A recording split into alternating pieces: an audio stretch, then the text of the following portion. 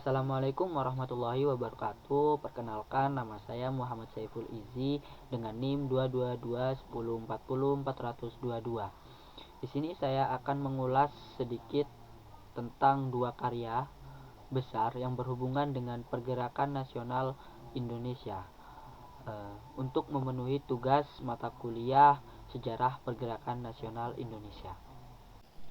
Pernahkah kalian merasa asing di tanah kelahiran sendiri? Atau merasa dikhianati oleh sahabat terbaik hanya karena garis keturunan yang berbeda? Hari ini, saya ingin membawa kalian kembali ke masa di mana warna kulit menentukan segalanya. Kita akan bercerita tentang dua karya besar, yakni sebuah buku yang ditulis dengan kemarahan pada tahun 1860-an dan sebuah film yang memotret perpisahan tragis di tahun 1940-an. Inilah kisah tentang bagaimana novel Max Havelaar dan Uruk menjadi saksi bisu lahirnya sebuah identitas bernama Indonesia. Kita mulai di tahun 1850-an. Ada seorang pria Belanda bernama Edward Douwes Dekker. Dia bukan pejuang kemerdekaan. Dia adalah seorang pejabat pemerintah kolonial, tapi nuraninya terusik saat melihat rakyat di Lebak, Banten itu diperas habis-habisan, bukan hanya oleh Belanda, tapi juga oleh bangsawan mereka sendiri. Hal inilah menyebabkan amarah yang meluap. Ia kemudian menulis novel dengan judul Max Havelaar yang kemudian menggunakan nama samarannya yakni Multatuli, yang artinya aku yang sudah banyak menderita. Bayangkan saja, dampaknya saat itu, buku ini seperti bom atom di tengah masyarakat Eropa. Untuk pertama kalinya, warga Belanda di Amsterdam tahu bahwa kopi yang mereka minum setiap pagi itu bercampur dengan keringat dan darah petani yang kelaparan di jauh. Oke, sekarang kita masuk di poin-poin yang ada pada novel ini, Max Havelaar. Poin pertama, tentang kritik terhadap sistem. Multatuli mengecam bukan hanya pemerintah Belanda, tetapi juga para pejabat lokal seperti bupati yang menindas rakyatnya sendiri demi setoran kepada penjajah. Kemudian yang kedua, tentang kemanusiaan yang di atas politik. Kisah tragis dari novel ini yang diperankan oleh Toko Saija dan Adinda dalam buku ini memanusiakan penderitaan orang pribumi di mata dunia. Lalu bagaimana dampaknya? Nah, dari buku ini sendiri itu memunculkan dampak. Salah satunya yakni buku ini menjadi senjata bagi kaum liberal di Belanda untuk menghentikan sistem tanam paksa dan nantinya melahirkan politik etis. Kesimpulannya, pada novel ini, tanpa novel Max Havelaar, kesadaran bahwa kolonialisme itu tidak bermoral mungkin akan terlambat muncul di Eropa. Buku ini adalah bibit pertama yang mempertanyakan pantaskah satu bangsa menghisap bangsa lain. Dan buku inilah yang memaksa Belanda memulai politik etis atau politik balas budi.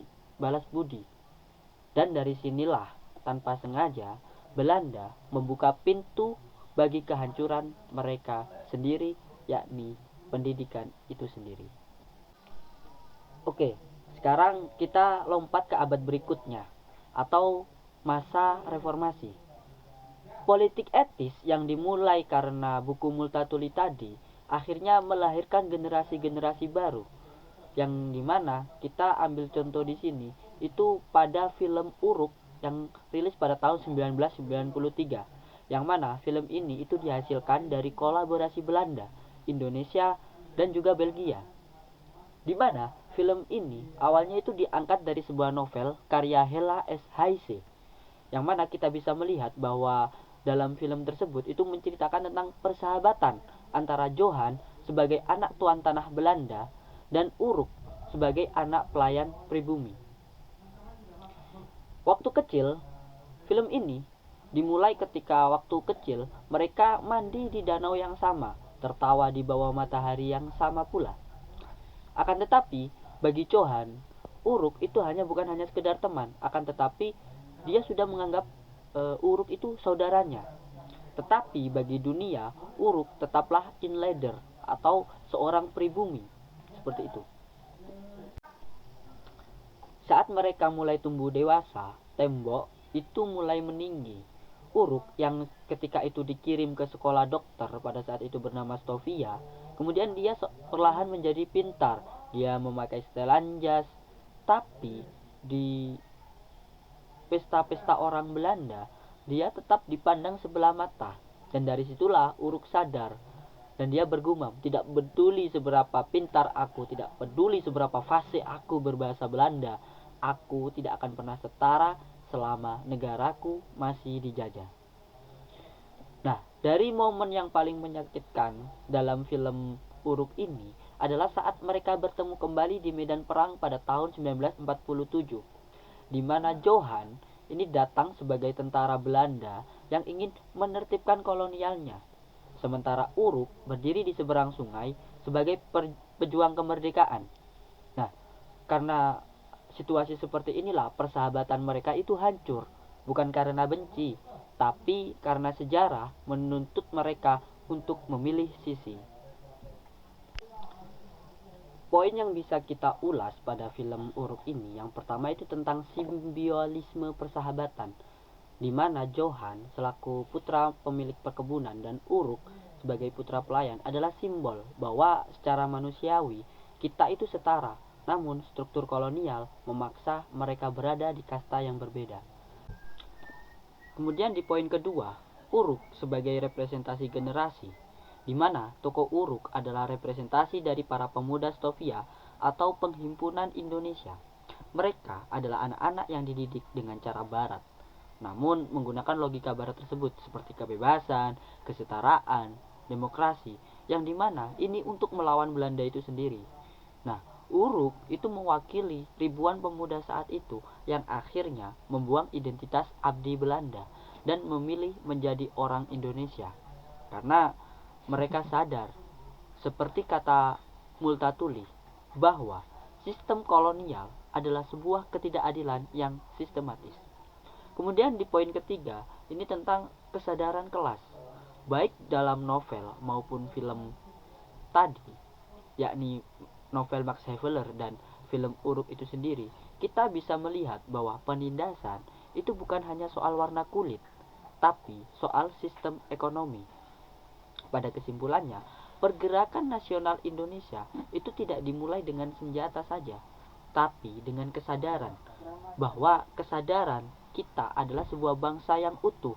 Pergerakan nasional itu lahir saat kaum terpelajar pribumi mulai sadar bahwa nasib mereka itu bisa diubah melalui organisasi modern. Lalu, apa hubungannya kedua karya ini dengan pergerakan nasional Indonesia? Oke teman-teman, mari kita analisis bersama. Poin yang pertama dari novel Max Havelaar itu tadi, itu merupakan sebuah fondasi yang dimana Max Havelaar adalah buku atau novel yang menciptakan sekolah bagi orang pribumi itu sendiri, yang kemudian membuka mata dunia bahwa sistem kolonial itu harus diperbaiki, sehingga dari sekolah inilah melahirkan orang-orang seperti Uruk sampai anak muda yang akhirnya sadar bahwa harga diri hanya bisa didapat melalui kemerdekaan. Makna yang bisa kita ambil dari dua karya tadi, yang dimana novel Max Havelaar adalah teriakan nurani dari dalam sistem kolonial, sedangkan Uruk adalah gambaran tragis berakhirnya sistem tersebut melalui konflik yang berdarah. Keduanya mengajarkan kita bahwa kemerdekaan itu bukan sekedar hadiah, melainkan hasil dari akumulasi luka dan kesadaran yang panjang. Jika hari ini kita masih membedakan orang berdasarkan kasta atau harta, mungkin kita perlu membaca kembali tulisan Multatuli atau menonton kembali mata Uruk saat ia menatap Johan di tepi jembatan. Karena musuh terbesar kemanusiaan adalah saat kita berhenti menganggap orang lain sebagai setara. Sekian dari saya, sampai jumpa di cerita selanjutnya.